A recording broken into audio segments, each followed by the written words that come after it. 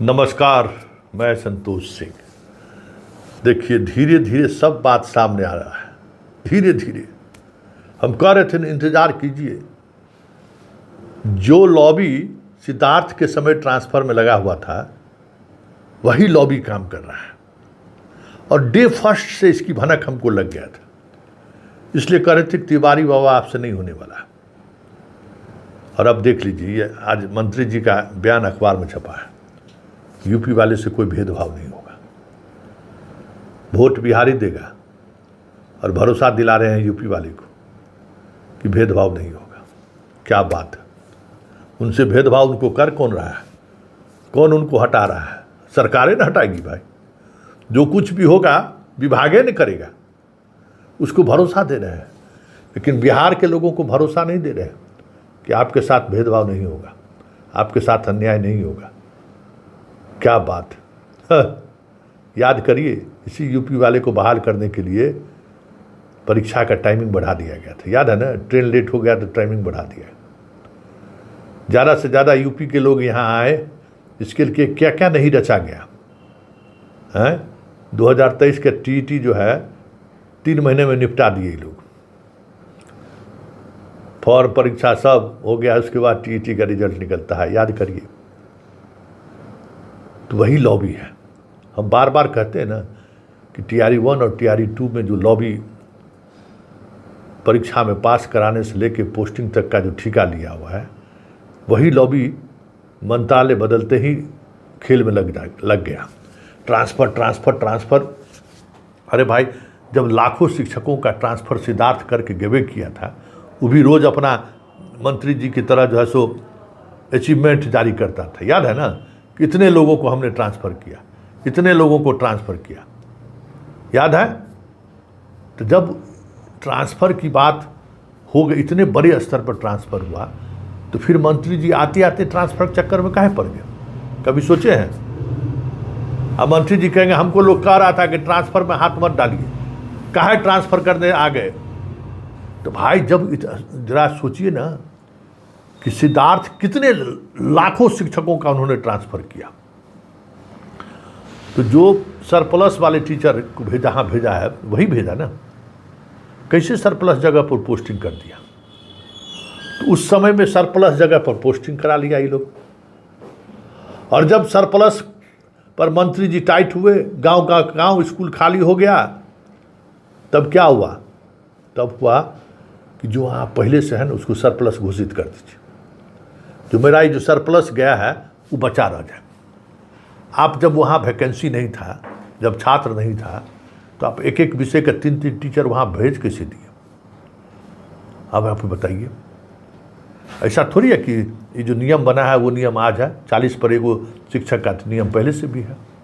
और एक ही विषय का शिक्षक जब पहले से वहाँ मौजूद है, तो आप 2 शिक्षक कैसे भेज दिए? और जहाँ एक ही शिक्षक है, उस स्कूल से उस विषय के शिक्षक को ट्रांसफ़र कैसे कर दिए? कैसे ट्रांसफ़र कर दिए? सवाल है ना। उन सवालों का जवाब वो क्यों नहीं दे पा रहे? जो लॉबी उसके पीछे था, वही लॉबी इस ट्रांसफ़र के पीछे भी है। और जब हम सिद्धार्थ के लॉबी को नहीं चलने दिए, तो यहाँ तो हमारा मिथिलेश बाबा है। जिस दिन बाबा से हमारी मुलाकात हो जाएगी, समझ जाइए कि सब लॉबी वाले का लॉबिंग निकल जाएगा। नहीं चलने देंगे लॉबिंग। सिद्धार्थ के समय में जाना पड़ा ना, हैं? अपने को समझता था कि हम मुख्यमंत्री के प्रधान सचिव हैं। मुख्यमंत्री के किसी प्रधान सचिव की वो दुर्गति नहीं हुई जो सिद्धार्थ का हुआ। अभी इंटरव्यू देता है, हाँ, पॉडकास्ट पर बैठता है। देखते नहीं क्या आदमी देखता है? जो कुकर्म करके जनाब गए हैं, एक एक का हिसाब बिहार लेगा ना। हैं? ये शरण स्थली बना हुआ है पूरे देश के भ्रष्ट अफसरों का। और हम लोग कहते हैं कि बाप रे, वसुधैव कुटुंबकम पर हम लोग भरोसा करते हैं ना। आइए आइए आइए, हम लोग कैसे क्षेत्रवाद को सोच सकते हैं? हम तो बिहार के हैं ना। हम तो राष्ट्रवाद की बात करते हैं, हिंदुत्व की बात करते हैं। आइए आइए, लूटने के लिए हमारा बिहार है ये है। आइए ना हमारा बिहार में, लूट के जाइए ना। फूल से माला से स्वागत भी करेंगे। बताइए, वोटर बिहार का, वोट देगा बिहार से, मिथिलेश तिवारी बाबा हमारा बने हैं बिहारी के वोटर से विधायक, और ख्याल रखेंगे यूपी वाला का। क्या बात है भाई, गजब है ना भाई। ये शुरू से ये लॉबी काम कर रही है, शुरू से देख लीजिए ना, बहाली से लेके ट्रांसफर से लेके सब कुछ में उस लॉबी का काम कर रहा है।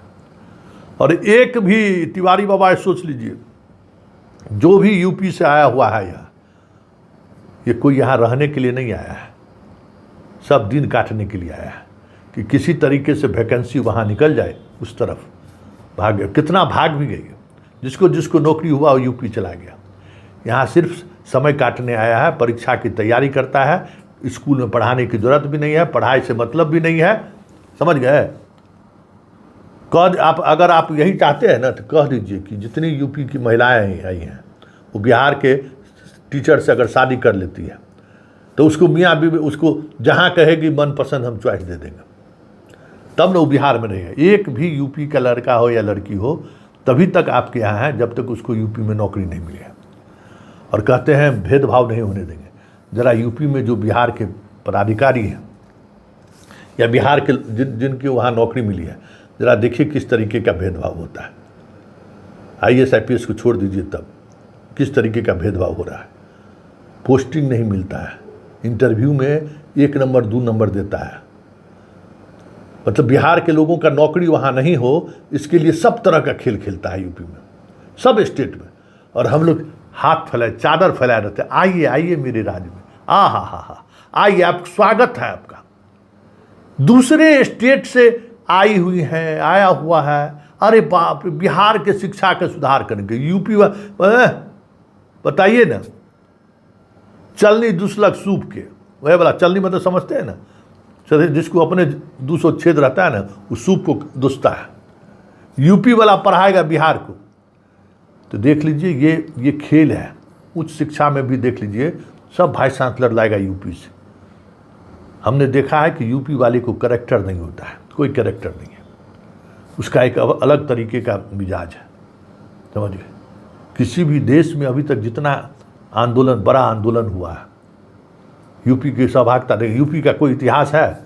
इतिहास में कोई इतिहास है? वो तो हिंदू मुसलमान जब से हुआ तब से कुछ इतिहास यूपी के लोग जानता भी है। मतलब यूपी अवध जो है क्या इतिहास। खैर हमको इतिहास से कोई वास्ता नहीं है, लेकिन तिवारी बाबा वोटर बिहार का, और खड़े रहिएगा यूपी वाले पर, तो कैसे होगा। तबादला तो आप सरप्लस में तो है, तो उसको तो हटाना पड़ेगा आपको। ये जो आप कर रहे हैं, सवाल तो उठेगा, और सवाल उठेगा तो फिर आप असहज होंगे, क्योंकि यही लॉबी है। यही लॉबी सिद्धार्थ से ट्रांसफ़र कराया था, और आज वही लॉबी आपको घेरे हुए है।